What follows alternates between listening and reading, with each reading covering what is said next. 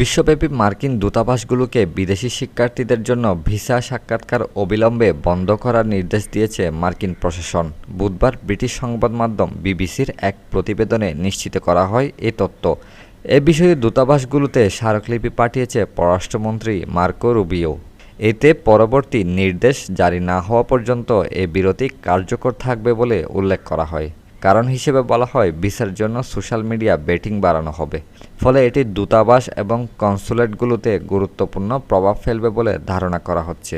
বিবিসির মার্কিন অংশীদার সিবিএস নিউজ বলছে, মার্কিন পররাষ্ট্র দফতরের স্মারকলিপিতে গতকাল মঙ্গলবার মার্কিন দূতাবাসগুলোকে ভিসা প্রার্থী শিক্ষার্থীদের নতুন অ্যাপয়েন্টমেন্ট দিতে নিষেধ করা হয়েছে। তবে যাদের অ্যাপয়েন্টমেন্ট ইতিমধ্যে নির্ধারিত আছে তাদের কার্যক্রম এগিয়ে নিতে বাধা নেই বলে জানানো হয়। স্টুডেন্ট বিষয় সম্পর্কে স্টেট ডিপার্টমেন্টের মুখপাত্র ট্যামি বলেন, দেশে কে আসছে তা